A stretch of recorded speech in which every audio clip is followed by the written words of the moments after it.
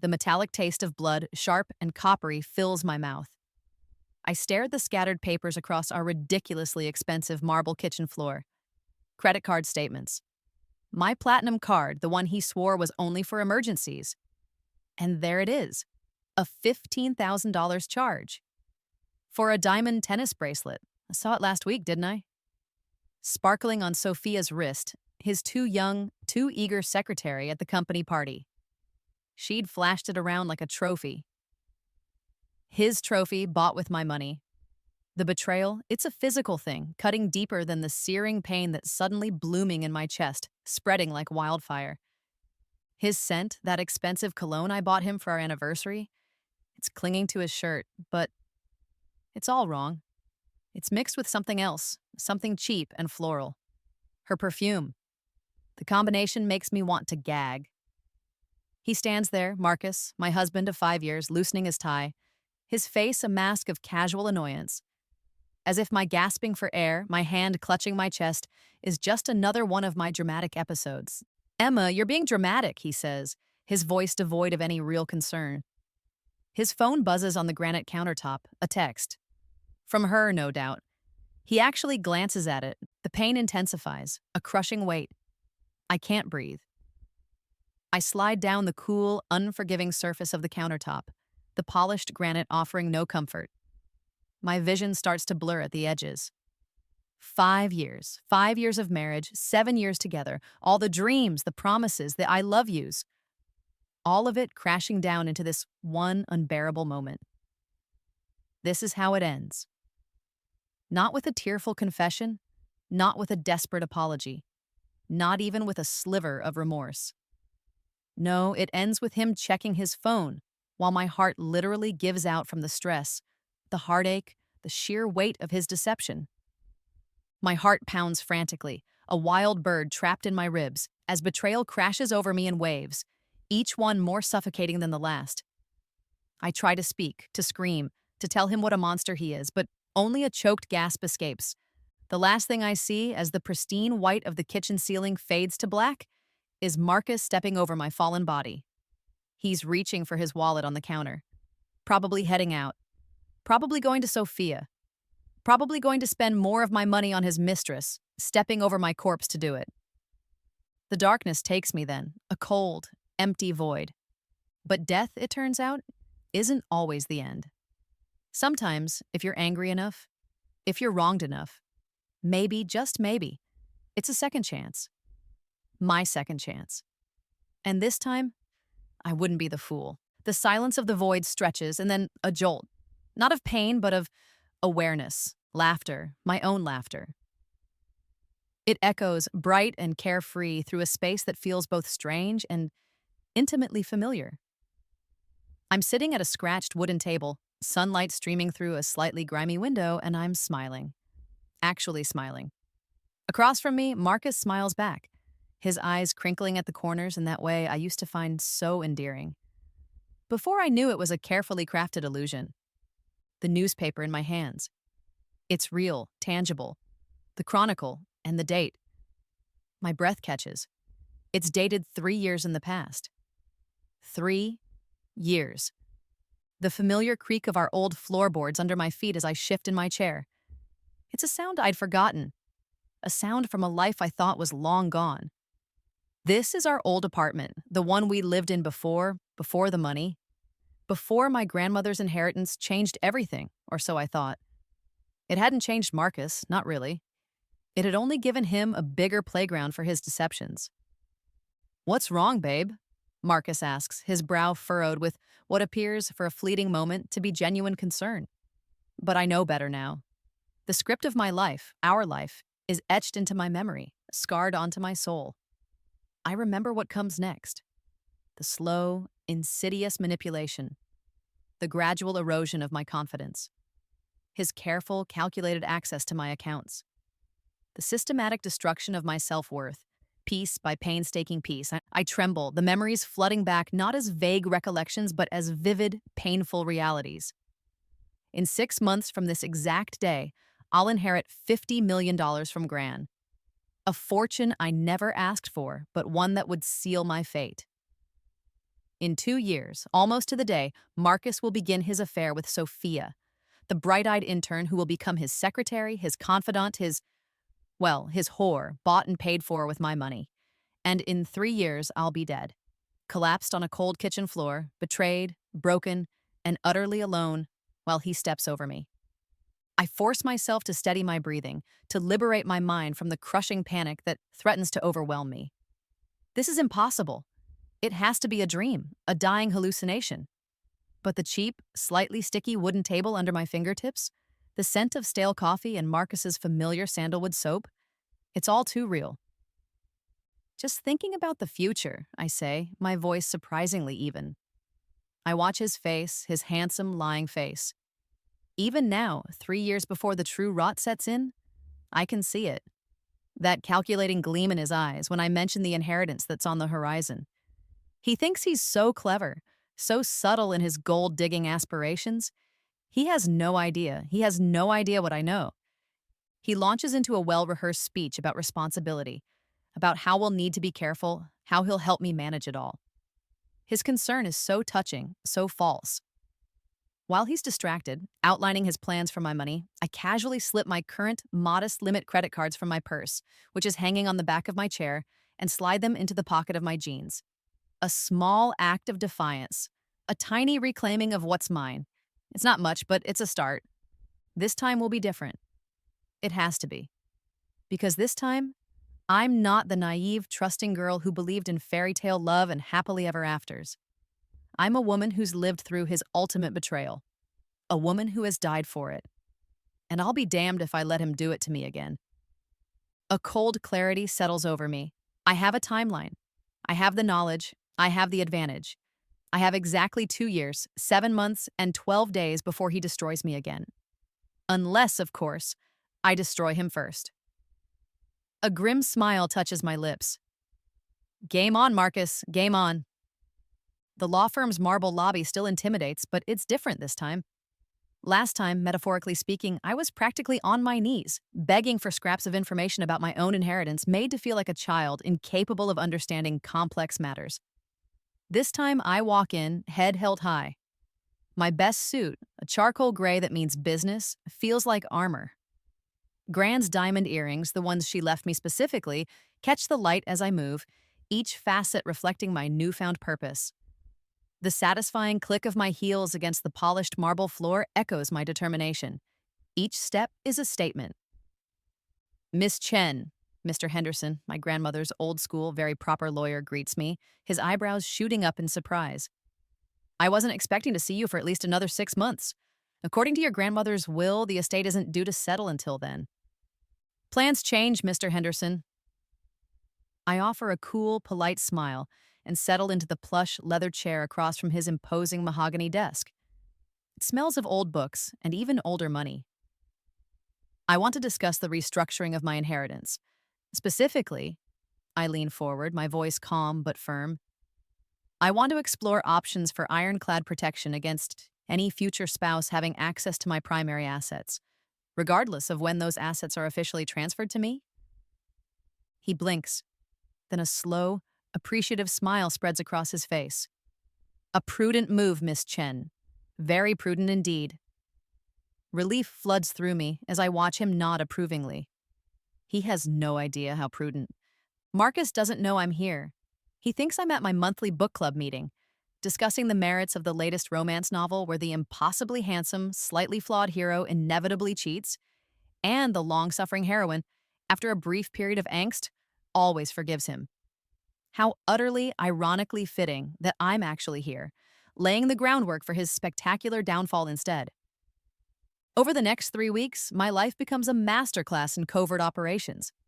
I systematically document everything. I download discrete recording apps onto my phone, capturing his increasingly frequent business calls that sound suspiciously like flirtatious banter. I learned to be a photographer of mundane treachery. Every dinner bill from a restaurant I wasn't invited to, every receipt for gifts I never received, every credit card statement that shows a pattern of expenditure completely out of sync with our supposed shared financial goals. When Marcus uses my soon-to-be maxed-out credit card, the one he's supposed to use for groceries and emergencies, for work dinners that I know, with chilling certainty, are auditions for future mistresses. Women he hasn't even properly met yet but is already wooing on my dime. I just smile sweetly and say nothing. I'm the supportive, unsuspecting future heiress. The quiet power move of the century, for me at least, is opening several new bank accounts in my maiden name, Emma Morrison, only. I start siphoning small, almost unnoticeable amounts from our joint savings. Funds Marcus barely acknowledges because he's so focused on the big $50 million prize. He won't notice these trickles until his own financial well runs completely dry.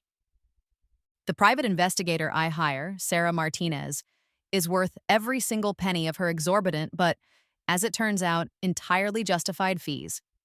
She comes highly recommended, a specialist in complex divorce cases, particularly those involving financial fraud and hidden assets. She's sharp, impeccably discreet, and radiates a no-nonsense energy that tells me she has zero tolerance for cheating husbands and manipulative men. She's perfect. Your instincts are spot on, Emma, she tells me during our second clandestine meeting, this time in a bustling, anonymous coffee shop far from our neighborhood. She slides a slim folder of glossy photographs across the chipped Formica table. The bitter taste of the burnt black coffee I'm sipping matches the bitter, burning satisfaction of being proven right. He's already making moves. So much earlier than I remembered from my past or future. 3 different online dating profiles we've found so far, all very recently activated, all subtly mentioning he's about to come into significant money or is expecting a major financial windfall. The photos are a study in casual betrayal. Marcus at upscale bars I know we can't currently afford. His arm around a blonde here, laughing intimately with a brunette there. Restaurants I've only dreamed of, meals he's clearly enjoying with these women, while I'm at home eating pasta and budgeting for our future. He's spending our grocery money, our bill money, on these potential side pieces, practicing for the day he'll be squandering my inheritance on Sophia. There's more, Sarah continues, her voice low and even. He's had at least 2 meetings with a high-profile financial advisor. We have a source inside the firm. The topic of discussion? Investment strategies for significant upcoming liquid assets. He's getting his ducks in a row to manage your money. Rage, hot and familiar, ignites in my chest, but I channel it, cool it into icy calculation. This isn't just about stopping him, it's about dismantling him. I authorize Sarah to conduct a complete deep dive asset search on Marcus. What she uncovers makes my blood freeze, despite the anger still simmering. He has debts. Significant debts I never knew existed. Gambling markers from online poker sites. Credit cards in his name only. Maxed out on luxury purchases he's kept hidden from me. Expensive electronics, designer clothes, things we couldn't possibly afford on his meager sales commission. And the kicker? A secret apartment leased downtown, a small, seedy studio, but leased nonetheless. For what purpose? A bolt hole? A place for trysts he was planning even before the money came? But the most shocking discovery, the one that makes me realize the stakes are even higher, that this isn't just about a cheating husband, but potentially something far more sinister is yet to come. The background check, the really deep one that Sarah specializes in, reveals a pattern. Marcus isn't just an opportunistic gold digger, he's practically a professional. 2 previous long-term relationships, both with women of considerable, though not astronomical, wealth. Both relationships ending abruptly, mysteriously, after the women had, for reasons unknown, signed over significant assets or control of funds to him. Neither woman pressed charges. One moved abroad immediately after, the other, Sarah found, was now living a quiet, reclusive life. One of them, Rebecca Albright, after much gentle persuasion from Sarah, agreed to meet me. We meet for a quiet lunch in a discreet restaurant. Her hands shake as she recounts her story, her eyes haunted. He's a chameleon, Emma, she warns, her voice barely above a whisper. He becomes exactly what you want him to be. He made me feel like I was the paranoid one, the jealous one, the crazy one for questioning him. He gaslighted me so expertly. By the time I realized what was truly happening, that he was systematically draining my trust fund, it was too late. He'd cleaned me out and vanished, changed his number, disappeared from social media. It was like he never existed. My blood runs cold. I realize, with a jolt of genuine fear, that I have far less time than I thought. Marcus isn't just a greedy fool. He's a predator, more calculating and more dangerous than I ever imagined. The ticking clock in my head just sped up. The inheritance ceremony, the official reading of Grand's will, feels like a meticulously rehearsed stage play this time around. I know all the lines, all the cues. I know exactly what's coming. The feigned look of stunned surprise on Marcus's handsome face, the carefully calculated displays of affection, the way he'll squeeze my hand just so and whisper sweet nothings about our future, while I practically see the dollar signs cha-chinging behind his eyes. The musty smell of old money, aged leather from the antique chairs, and Mr. Henderson's faint pipe tobacco fills the stuffy solicitor's office, a sensory anchor to a past I'm desperately trying to rewrite. And to my beloved granddaughter, Emma, I bequeath the entirety of my residual estate, currently valued at $50 million, Mr. Henderson announces, his voice resonating with the gravity of the sum, just as he did before. But this time, I'm not staring blankly, overwhelmed. I'm watching Marcus, every flicker of his eyelashes, every subtle shift in his posture. There it is. That brief, almost imperceptible flash of pure, unadulterated triumph in his eyes, so quickly masked by a look of tender concern for my overwhelming new responsibility. He's good. I'll give him that. He's very, very good. Baby, this is incredible, Marcus breathes, pulling me into a tight embrace. His hug feels different now, not protective, not comforting. It feels predatory, possessive, like a python coiling around its unsuspecting prey. We need to be smart about this, Emma, really smart. This is a huge responsibility. Let me help you manage everything. You know I'm good with numbers. I melt into his arms, performing the role of the grateful, dazed, utterly overwhelmed heiress to absolute perfection. He needs to believe I'm still that naive girl. Oh, Marcus, I sigh, my voice trembling with perfectly feigned vulnerability. I even managed to squeeze out a few convincing tears. I don't know the first thing about managing this much money. I'm so scared I'll mess it all up. Maybe you should handle the big financial decisions? You're so much better at this stuff than I am. The hook is set, and he swallows it, line and sinker. Over the next month, I play the part of the clueless, overwhelmed inheritor with Oscar-worthy dedication. I pepper Marcus with questions about complex investment portfolios I pretend not to understand. I defer to his often flawed financial knowledge. I even, with a show of great reluctance and after much persuasion from him, suggest adding his name to a couple of newly opened, very visible, but strategically low-balance accounts for emergency access just in case. He beams, assuring me it's the sensible thing to do. Every document he eagerly signs, however, thanks to Mr. Henderson's brilliant legal maneuvering and some very creatively worded clauses, actually gives me more control, not less. He's signing away his access, not gaining it. But the jargon is so dense, so convoluted, he doesn't even realize it. He just sees his name on accounts linked to my fortune. The scratch of expensive pens on crisp legal documents becomes the soundtrack to his impending doom. I create a series of fake financial statements, beautifully printed, showing the bulk of my inheritance sitting in easily accessible, high-yield savings and checking accounts. Accounts he now believes he has some measure of control over. In reality, almost all of Grand's $50 million is locked tighter than Fort Knox in a series of complex, multi-layered trusts that Marcus, or any future spouse, couldn't touch with a 10-foot pole backed by a court order. These trusts are managed by a discreet team of fiercely loyal financial advisors who've been briefed by Mr. Henderson and already view Marcus as a particularly avaricious fortune hunter. Meanwhile, my evidence file grows fatter by the day.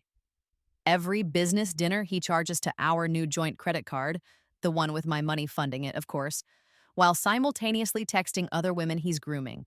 Every ridiculously expensive investment piece he buys for himself. A new Rolex, a first-edition book collection he'll never read. Every elaborate lie he spins about working late when my PI's photos clearly show him touring high-end downtown apartments. Love nests for his future affairs. You deserve to treat yourself, darling. I coo when he proudly shows off a new $5,000 watch, a limited edition he got a great deal on. Use the platinum card. What's mine is yours, right? Satisfaction, cold and sharp, courses through me as he takes the bait so eagerly, his eyes shining with greed. The credit card statements, now delivered daily by email at my request, become my favorite reading material. Marcus grows bolder, more reckless with each passing week.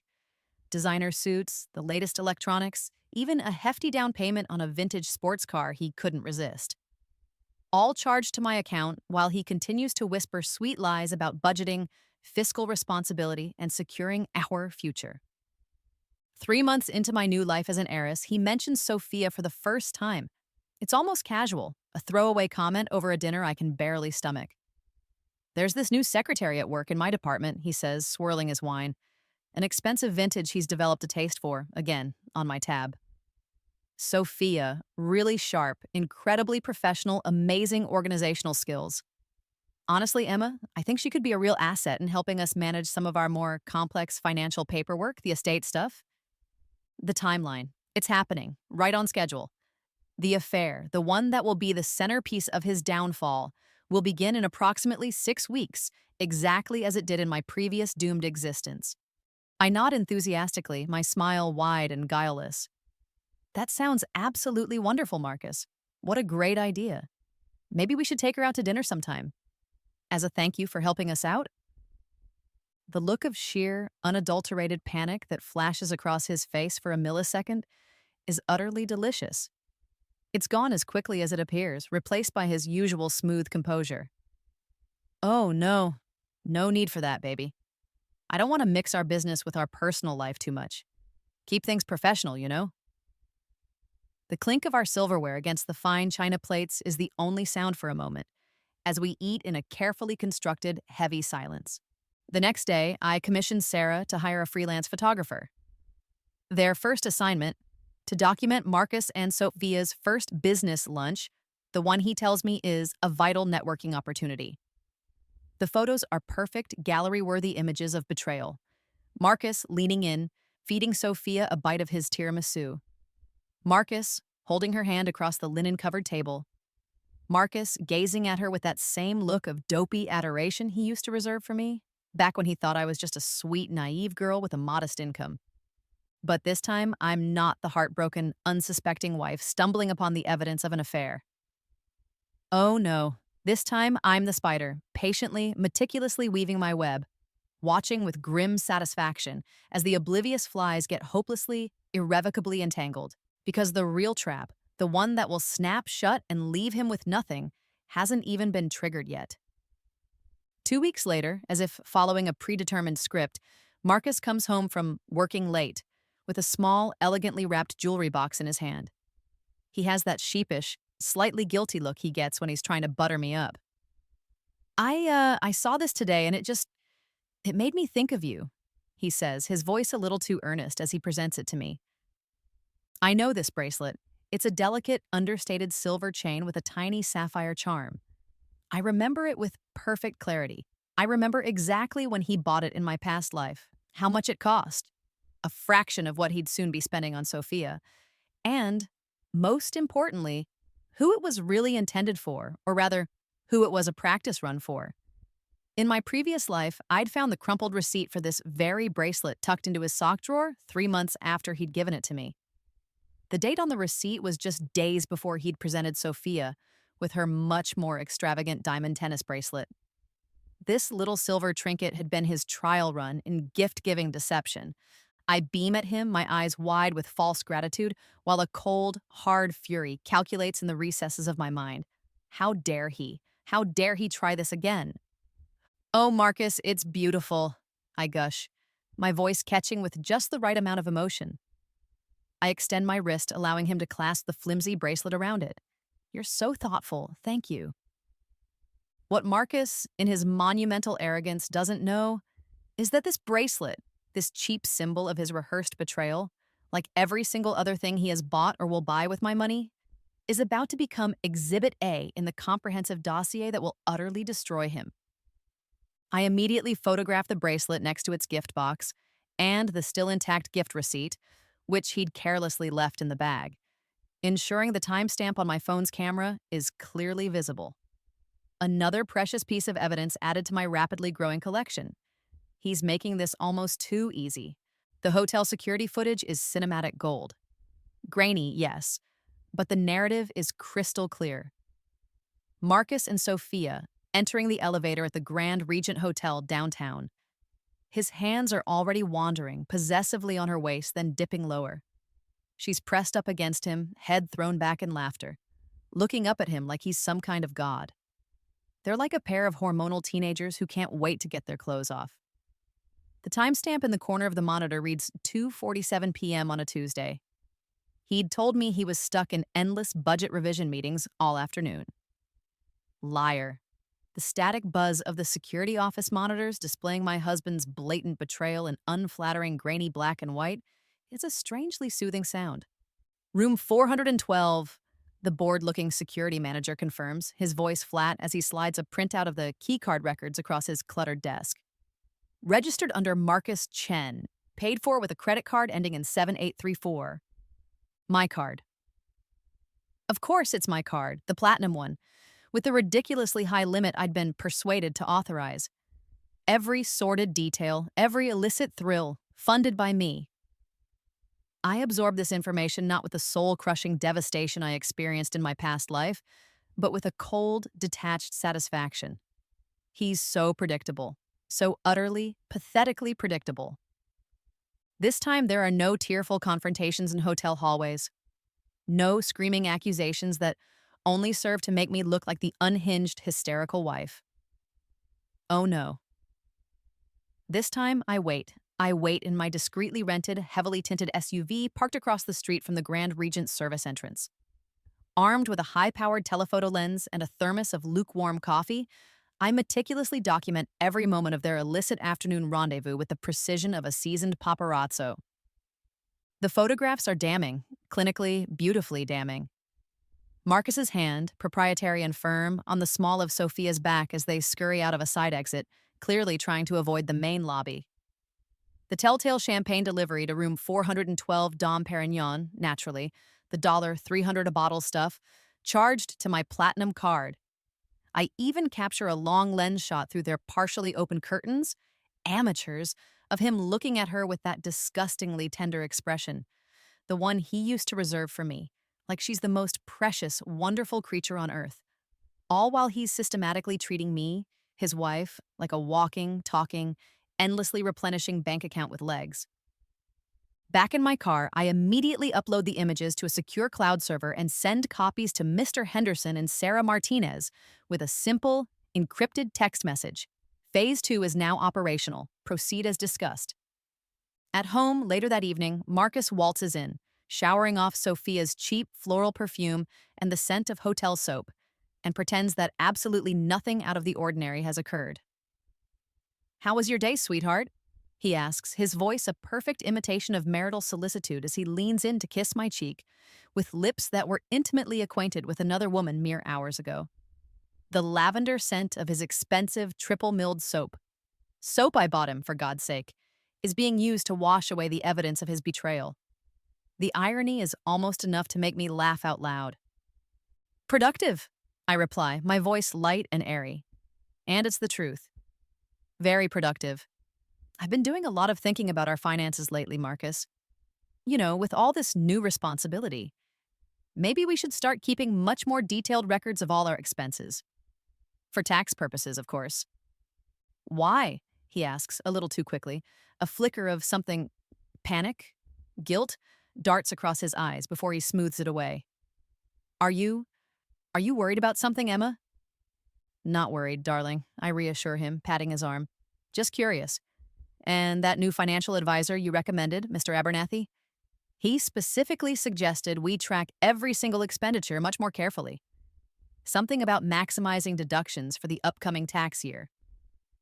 I watch pure, unadulterated relief flood his features as he swallows my carefully constructed lie whole. He's so easily manipulated when his own greed is involved. Over dinner, a simple salad for me, a lavish steak he felt he deserved after his hard day of meetings for him, I casually, innocently, mentioned seeing a stunning silver BMW convertible downtown earlier that day. Absolutely beautiful car, Marcus. So sleek. I've always wanted one just like that. Marcus visibly chokes on his mouthful of expensive Cabernet. The silver BMW is Sophia's dream car. I know this because I had my PI discreetly tail them yesterday when Marcus, in a fit of post-coital generosity, took her car shopping with my black Amex, the one with no preset spending limit, naturally. A BMW? He stammers, his face paling slightly. They're incredibly expensive, Emma. Way out of our league, even now. Oh, don't be silly, darling. I remind him sweetly, my eyes wide with feigned innocence. Money isn't really an object anymore, is it? Not for us. Maybe you should go and test drive one. You know, just for fun.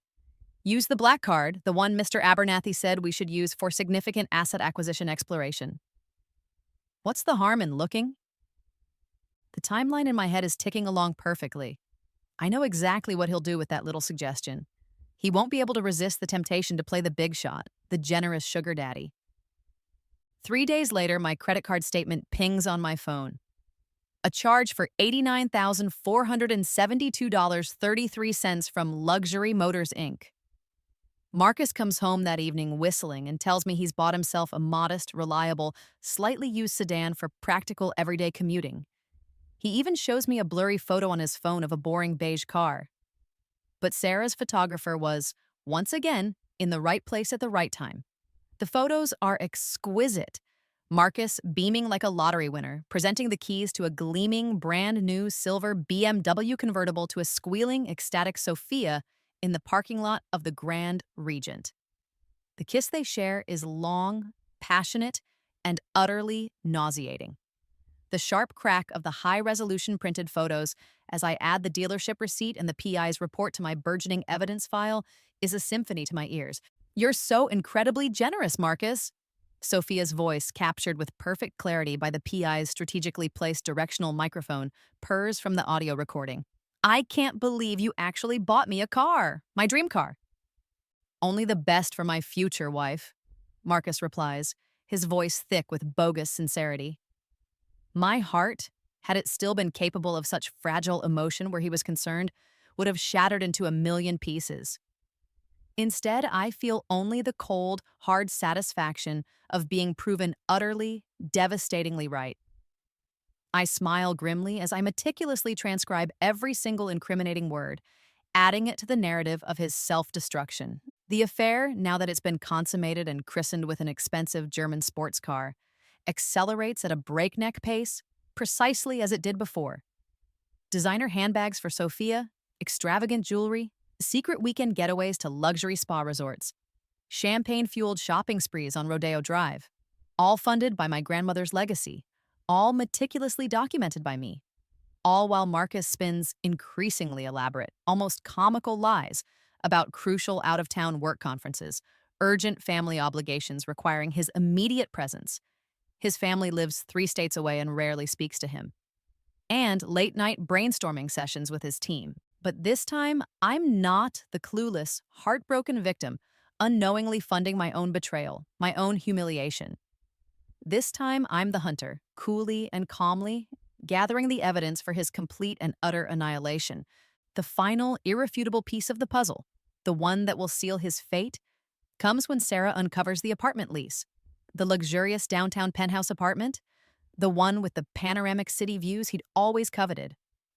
Marcus had signed the lease 2 weeks ago, in both their names, Marcus Chen and Sophia Reynolds, using a direct transfer from one of my new, supposedly joint bank accounts for the hefty security deposit and the first full year's rent up front. A staggering $180,000 for their glamorous, adulterous love nest. All while he had the audacity to complain to me about my excessive spending on organic groceries and the unnecessary expense of my weekly yoga class. That night, while Marcus is enjoying a romantic surprise getaway with Sophia at a 5-star resort in Napa, a trip he told me was a mandatory team-building corporate retreat, I have the locks on our marital home changed, all of them. Deadbolts, security system codes, garage door openers, everything. All utilities are swiftly and efficiently transferred solely into my maiden name. He's in for a rather rude awakening upon his return. Later that same evening, I sit in Mr. Henderson's dimly lit, book-lined office, a tumbler of expensive single malt scotch in my hand, reviewing the ironclad prenuptial agreement Marcus had so eagerly, so arrogantly insisted I sign. The one he claimed was just a formality, baby, to protect what little I have in case, things don't work out. The irony is so thick I could bottle it. He's comprehensively violated every single relevant clause, Mr. Henderson observes, his voice a low rumble of satisfaction as he flips through the color-coded evidence folders Sarah and I have so painstakingly compiled. Adultery, check. Financial fraud and misappropriation of spousal assets. Check and double check. Gross misrepresentation of personal assets and liabilities prior to contract, check. Emma, this isn't just irrefutable grounds for an immediate, no-contest divorce in your favor. Frankly, this is grounds for multiple criminal charges. I steel myself for what comes next, for the decision I've been wrestling with for months. I don't want him arrested, Mr. Henderson, I say carefully, my voice devoid of emotion. Not yet, anyway. I want him utterly, comprehensively, and very publicly destroyed. The timeline is rapidly converging. Tomorrow, Marcus will attempt to come home. Tomorrow, his carefully constructed world of lies and luxury, built entirely on my money and my misplaced trust, will come crashing down around his ears, and I will be there to watch every moment of it. The sound of Marcus's key scraping uselessly against the newly installed high-security lock of our front door is music to my ears. I watch from the sheer curtains of the living room window as he stands on our porch, his initial confident swagger quickly dissolving into frustrated confusion. He jiggles the handle. He tries the key again, with more force this time. Then, the inevitable fumbling for his phone, his face a mask of bewildered panic as he stabs at the screen to call me. The satisfying, heavy click of the expensive, newly installed deadbolts, locks that no longer recognize his touch, his key, his very presence, is a profound comfort. Emma? His voice, tinny and strained, crackles through the intercom speaker by the door. Emma, pick up!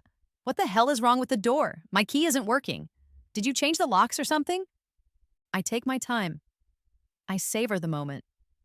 Each step I take from the living room, across the polished hardwood floor towards the front entrance, is deliberate, measured, powerful.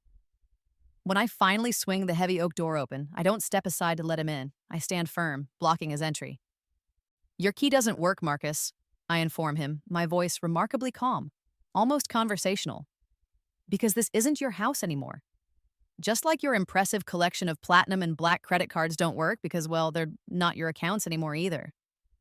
I watch with a deep, almost visceral satisfaction as the full weight of my words, the chilling implication behind them, crashes over his handsome, arrogant face like a rogue wave of icy water. His jaw slackens, his eyes widen in dawning horror. What are you talking about? He stammers, his voice suddenly an octave higher. Emma, you're scaring me. This isn't funny. What the hell is going on? I hold out a thick, official-looking manila envelope. He stares at it as if it's a venomous snake. Divorce papers, I announce, my voice still even. A restraining order, effective immediately, and, just for your reading pleasure, a meticulously itemized bill for every single penny you have systematically stolen from me over the past 6 months of our loving marriage. His hands, I notice with grim pleasure, are shaking as he takes the envelope. The bill alone, printed on high-quality bond paper, is 47 pages long. Every lavish dinner with Sophia, every designer gift, every illicit hotel stay, every lie, every deception, every stolen moment. The BMW, the penthouse apartment, the ridiculously expensive jewelry, all documented with crystal-clear photographs, original receipts, and precise timestamps. The rustle of those legal documents in the crisp autumn wind, whipping around our porch, feels like the sound of his carefully constructed illusions being torn to shreds. This is insane, he finally sputters, his face draining of all color. You can't do this. Oh, but I can, Marcus, I assure him, taking a deliberate step onto the porch, subtly forcing him backward, off my property. And I already have. As of 9 a.m. this morning, all your known personal assets have been frozen by court order, pending a full investigation into multiple counts of financial fraud. That shiny new BMW you were so proud of? It's likely being repossessed as we speak. Your little love nest downtown? The eviction notice was served an hour ago. Your impressive wallet full of credit cards? Canceled. Every single one. I let the silence stretch, allowing the full magnitude of his sudden, catastrophic downfall to sink in. He looks like a man who's just been told the world is ending, and he's the only one who didn't get the memo. But, but I love you, Emma, he stammers, his eyes darting around wildly, a desperate, cornered animal. He actually reaches for me, for my hand, with the same hands that have so recently, so intimately touched another woman. We can work through this. I know I made some mistakes, I admit that, but mistakes? I cut him off, and this time my laugh isn't light or airy. It's sharp, brittle, cold enough to cut glass. A mistake, Marcus, is forgetting to pick up milk from the grocery store. A mistake is accidentally shrinking a cashmere sweater in the wash. What you did?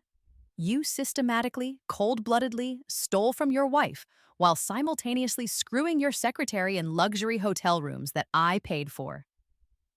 That's not a mistake, darling. That's a declaration of war. His face goes white, then a mottled, unhealthy shade of red. How did you know about Sophia? I finish for him, my voice dripping with contempt. Oh, please, Marcus. You're really not as clever or as discreet as you clearly believe yourself to be. I relish watching his blustering arrogance begin to visibly crumble, replaced by a raw, desperate panic. I pull out my phone, the sleek new model I bought myself last week, and casually scroll through the photo gallery. I turn the screen towards him. Crisp, clear images. Marcus and Sophia, mouths locked in a passionate kiss in the lobby of the Grand Regent. Marcus beaming, presenting Sophia with the keys to her new BMW. Marcus and Sophia, arms around each other, signing the lease documents for their penthouse love nest, his pen, my expensive Mont Blanc pen, clearly visible in his hand. My private investigator, Sarah, she's exceptionally thorough, I continue, my tone conversational, as if discussing the weather. Did you know, Marcus, that Sophia actually believes you're already divorced? That you've been feeding her some sob story about an amicable split and a generous ex-wife? She has absolutely no idea she's been sleeping with a married man, a con artist who's been stealing his current wife's inheritance to impress her with a lifestyle he can't legitimately afford. The timeline is ticking, right on cue. Speaking of Sophia, I add, glancing at my watch, she should be receiving some rather interesting documents from Mr. Henderson's office right about now, via courier. Very official. As if summoned by my words, Marcus's phone, still clutched in his trembling hand, begins to ring. The ringtone is an annoyingly cheerful, upbeat pop song, My Girl, the same ridiculously sentimental song he used to play for me constantly in the early days of our relationship. Now it's clearly Sophia, calling him, probably hysterical, probably confused as to why her brand new BMW has just been unceremoniously towed from her office parking garage and why building security is currently escorting her, rather forcefully, from an apartment she genuinely believed Marcus owned and was lovingly providing for her. I wouldn't answer that if I were you, I advise, my voice laced with mock sympathy. You'll need to conserve all your energy for the rather more challenging conversation you're about to have with your boss. The CEO, Mr. Albright? Rebecca Albright's father, as it happens. Small world, isn't it? My boss? He whispers, his eyes wide with a new dawning terror. Indeed. About the rather detailed sexual harassment and hostile work environment lawsuit, Sophia will undoubtedly be filing with HR, probably by lunchtime, once she fully realizes you've been systematically stealing company-linked funds. My funds, facilitated through accounts linked to your employment benefits, and lying to her about pretty much everything. Turns out, Marcus, women really, really don't like being deceived, manipulated, and made fools of. Who knew, right? The distant, faint sound of sirens wails in the chilly afternoon air, whether it's police cars, an ambulance, or perhaps even the tow truck coming for any assets he might have foolishly left parked on the street. I can't quite tell, but it seems undeniably fitting, a mournful soundtrack to his demise. Marcus, looking utterly defeated, sinks heavily onto the porch steps, the damning divorce papers and the itemized bill of his betrayals scattered around his expensive Italian leather shoes like fallen autumn leaves. "Emma, please," he begs, his voice now a pathetic, broken whimper. "I'll pay everything back. Every cent. I swear. I'll end things with her, with Sophia today. Right now. We can start over. Please, Emma. I love you. I really do. Start over." I kneel beside him on the cold stone, close enough that he can smell my perfume, the exclusive, expensive French fragrance he used to adore, the one I'm wearing today as a final fragrant fuck you. "Darling Marcus," I murmur, my voice soft, almost tender. "This isn't the beginning of our problems. This is the absolute, unequivocal, and entirely self-inflicted end of yours." I stand, brushing imaginary dust from my new silk skirt with a theatrical gesture of dismissal. "Your lawyer will be in contact with Mr. Henderson's office shortly regarding the court-ordered debt repayment schedule. Let's see. I believe the current total, with preliminary interest and legal fees, comes to precisely $73,947.22, a tidy sum. Mr. Henderson has already calculated a very manageable payment plan for you. Based on your current legitimate income, it should only take you, approximately 15 years to complete, give or take." "I don't have that kind of money," he wails, his voice cracking with despair. "You know I don't." "Then I suggest you get creative, Marcus," I reply, my tone brisk. "Very creative. Maybe Sophia can help you out with a loan." "Oh, wait, that's right. She's probably in the process of blocking your number and changing her locks right about now." I turn, intending to walk back into my house, my sanctuary. Then, as if struck by a sudden afterthought, I pause at the doorway, a mini cliffhanger just for him. "Oh, and Marcus, one more thing," I say, my voice light, almost cheerful, without turning around to look at his pathetic, crumbling form. "That prenuptial agreement, the one you were so adamant we sign, the one that so diligently protects all your premarital assets in the unfortunate event of a divorce, I had my legal team review it again this morning. Very, very carefully. Turns out, darling, that multiple proven instances of egregious financial fraud and deliberate spousal deception effectively void all those lovely little protections for you, every single one, which means everything you currently own, your clapped-out old car, your meager savings account, even your much-prized collection of vintage sports memorabilia, can and will be legally seized and liquidated to begin repaying your substantial debts to me." The sound Marcus makes, then, is a truly pitiable thing, somewhere between a strangled sob and a guttural groan of pure agony. With a soft, final, utterly satisfying click, I walk into my house and close the door on his ruined life. Through the window, I allow myself a few moments to watch him. He sits on the porch for almost another hour, a broken man amidst the scattered ruins of his deceptions, making a series of increasingly frantic, clearly unsuccessful phone calls. His shoulders shake with what looks like a combination of impotent rage and abject despair. Probably both. The smooth, cool silk of my new designer dress against my skin is a delightful, tactile reminder of my hard-won freedom, my clean slate. My phone buzzes with a series of text updates from Sarah Martinez, efficient as always. Sophia has indeed formally filed a comprehensive harassment and fraud complaint with Marcus's company HR department. The BMW dealership has successfully and rather publicly repossessed both the silver convertible and Marcus's sad beige commuter car, which he'd also foolishly bought on credit he couldn't afford. The Grand Regent Hotel has permanently banned Marcus from their premises due to several large, unpaid bills charged to now-canceled credit cards. I bask in the warm glow of the systematic, methodical destruction of his carefully constructed, entirely fraudulent life. The best part of all of this?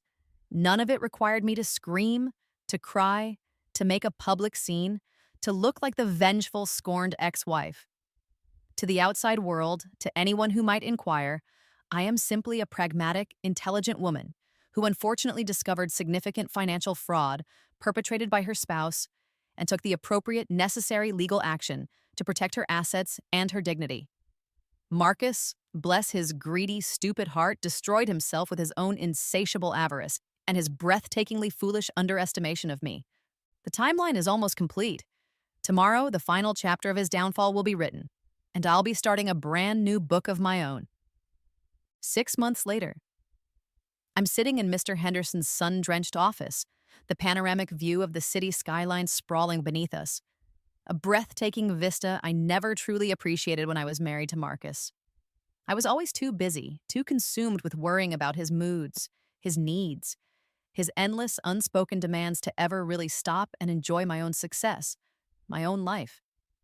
The satisfying scratch of my favorite gold fountain pen across the heavy, expensive paper of the final divorce decree is the only sound in the room. I'm signing away the very last vestige of the worst chapter of my life. Mr. Henderson slides the neatly stacked documents across his gleaming mahogany desk with a small, immensely satisfied smile. "Well, Emma," he announces, his voice warm, "it's official. The marriage is irrevocably dissolved. All your assets are fully protected, shielded from any conceivable future claim. And Mr. Chen's court-mandated debt repayment plan is firmly locked in place. He won't be wriggling out of that." I breathe deeply, a genuine, soul-deep sigh of relief, feeling lighter, freer than I have in years, possibly ever. A weight I didn't even fully realize I was carrying has been lifted. "And what about the potential criminal charges for the financial fraud?" I ask, carefully organizing the signed papers into my new, sleek leather briefcase with a newfound sense of efficiency and order. "Ah, yes." Mr. Henderson leans back in his chair. "The district attorney's office has decided not to proceed with a formal prosecution at this time, given that a comprehensive mechanism for full restitution is now legally in place. However," he adds, a twinkle in his eye, "I have it on very good authority that the Internal Revenue Service is taking a very, very keen interest in Mr. Chen's previously unreported income, his rather lavish luxury purchases over the past year, and several, shall we say, questionable financial declarations. Tax evasion, as you know, carries rather hefty penalties." I nod calmly, a faint smile playing on my lips. I had, of course, with Sarah's discreet assistance, ensured that certain anonymous but highly detailed tip-offs found their way to the relevant government agencies. A quiet power move, a final little gift to Marcus. I had orchestrated this particular outcome with meticulous precision. The heavy oak door to the office opens, and Sarah Martinez, my brilliant, unflappable private investigator, enters. She's carrying a thick, neatly bound folder. "The final report, Emma," she says, her voice crisp and professional as she sets it on the polished desk between us.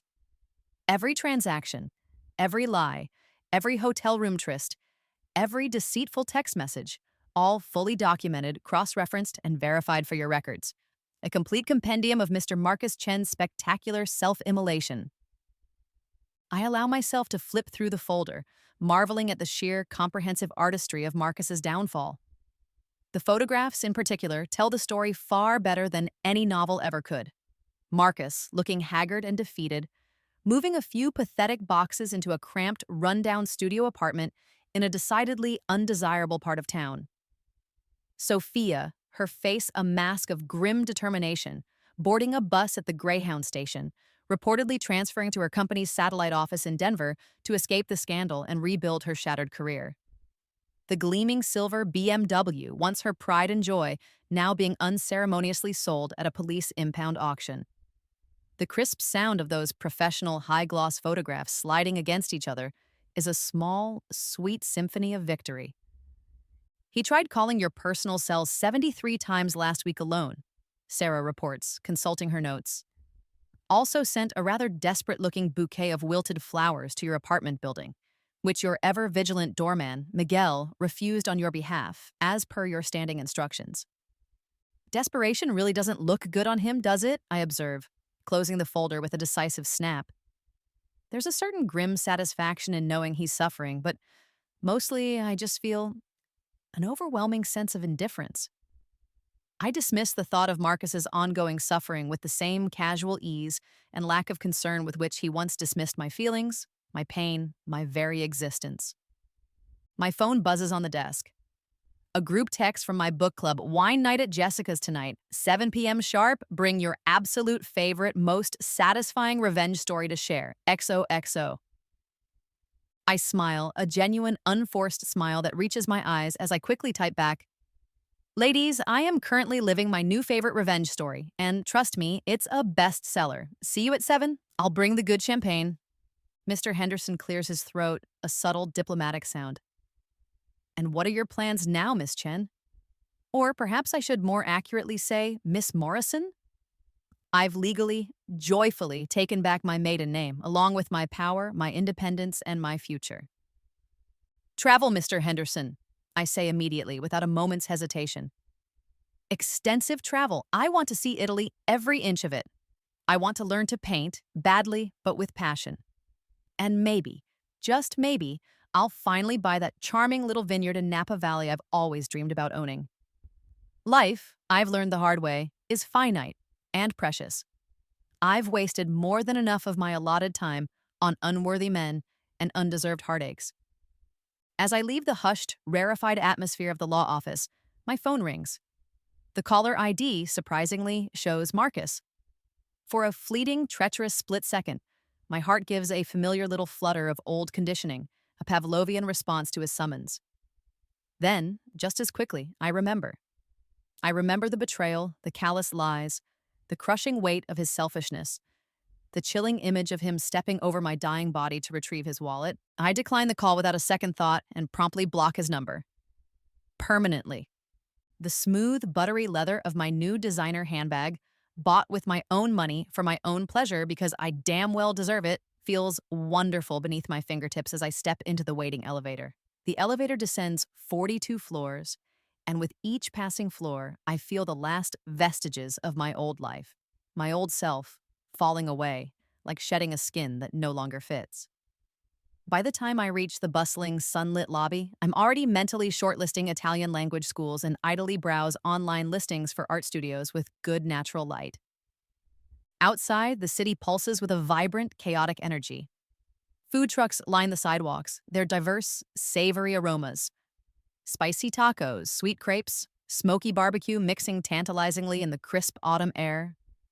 Street musicians play soulful jazz on crowded corners, where impeccably dressed business people hurry past, clutching their afternoon coffees and important-looking briefcases. I savor this moment of absolute untainted freedom, and 3 blocks from the law office, heading towards my favorite independent bookstore, I spot a familiar, rather pathetic figure hunched over a grimy bus stop bench. It's Marcus. He's wearing the same expensive Italian suit he wore to our final divorce court appearance. A suit that now looks wrinkled, ill-fitting, and slightly too large for his noticeably stress-diminished frame. He's holding a battered-looking cell phone to his ear, his voice tight with what sounds like desperate pleading, probably begging some long-lost acquaintance for money or a job reference, or perhaps just a moment of human sympathy. I could walk over, I could gloat, I could deliver a final, cutting remark. But instead, I choose something far more powerful, far more satisfying. I choose to not care. He's irrelevant. He's a ghost from a past I've already moved on from. I turn and walk decisively in the opposite direction, towards the cozy little neighborhood cafe where I used to sit for hours, writing in my journal long before I got married.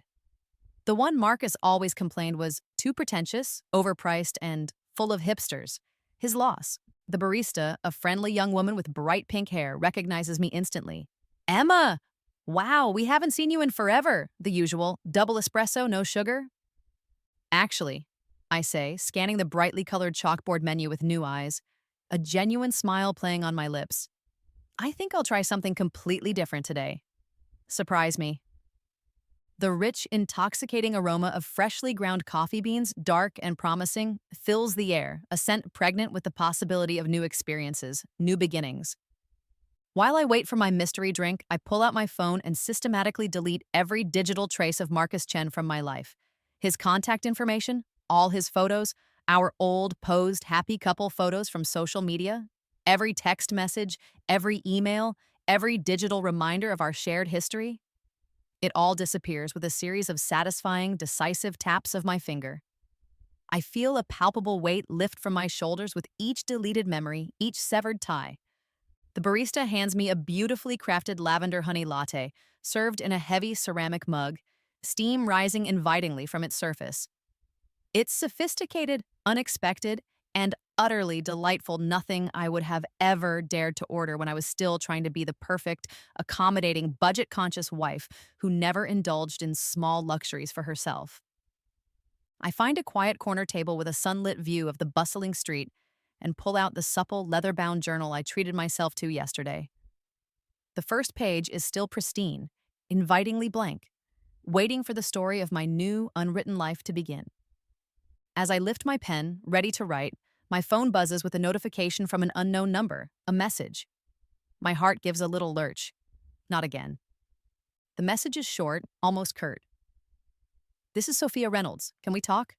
I think there are some things you should know." For a brief, surreal moment, I'm transported back to my previous life, back to that crushing moment of discovery, when finding out about Marcus's affair with Sophia felt like the absolute end of my world, a betrayal so profound I thought I'd never recover. Now, Sophia's tentative, almost pleading text message feels like nothing more than a minor, vaguely interesting curiosity, a footnote in a chapter I've already closed. I consider ignoring it. Then, with a sigh, I type back a brief, polite, but firm reply. "Sophia, there's truly nothing to discuss. I wish you the best of luck with your fresh start. Emma." I hit send and immediately block her number too. She's part of his mess, not mine. Not anymore. The smooth, satisfying flow of dark ink across the thick, cream-colored paper of my journal is a welcome antidote. I begin to write, my hand moving quickly, confidently. Chapter 1, the day I chose myself. I write about the disorienting, terrifying, ultimately empowering morning. I woke up 3 long years in the past, armed with the bitter knowledge of my future and a burning, unquenchable determination to rewrite it. I write about the grim, methodical satisfaction of watching Marcus's intricate web of lies and deceit unravel under the unwavering, inescapable weight of truth. I write about the profound, life-altering realization that the best, most satisfying revenge isn't fiery destruction or public humiliation.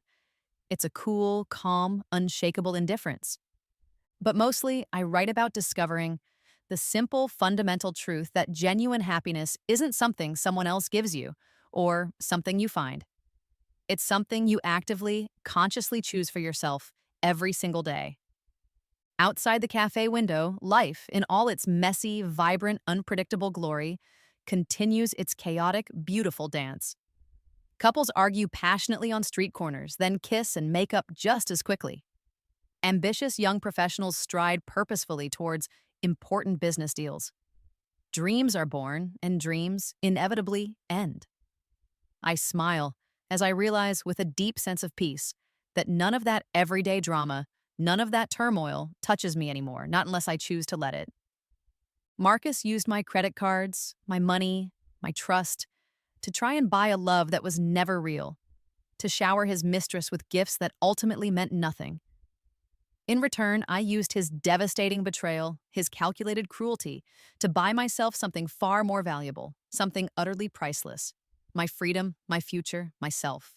I signed my first journal entry not as Emma Chen, the betrayed wife, but as Emma Morrison, the woman reborn, reclaiming my identity, my power, my narrative, completely and irrevocably. The late afternoon sun streams through the cafe windows, casting long shadows across the floor, its warm golden light bathing my face as I begin to idly sketch out plans for my upcoming Italian adventure. Tomorrow, first thing, I'll book the plane tickets. Next week, I'll start seriously house hunting in the sun-drenched hills of Napa Valley. Next month, I'll be someone entirely new, someone refreshed and renewed, someone who has never been betrayed by Marcus Chen because she has finally, unequivocally, learned to trust herself first. The future, once a terrifying, uncertain landscape, now stretches ahead of me, bright with infinite, exhilarating possibility. As I pack up my journal and my new favorite pen, preparing to leave the comforting embrace of the cafe, I catch a fleeting glimpse of myself in the antique, slightly foxed mirror hanging by the door. The woman looking back at me is radiant, confident, whole. She's someone Marcus Chen never deserved, never truly saw, and certainly never, ever appreciated. And she's finally, beautifully free. The cheerful jingle of the cafe door chimes brightly as I step out, not into the fading light of a day ending, but into the brilliant, welcoming sunshine of my brand new life, leaving the past and Marcus and all his sorry, sordid drama exactly where they belong, far, far behind me.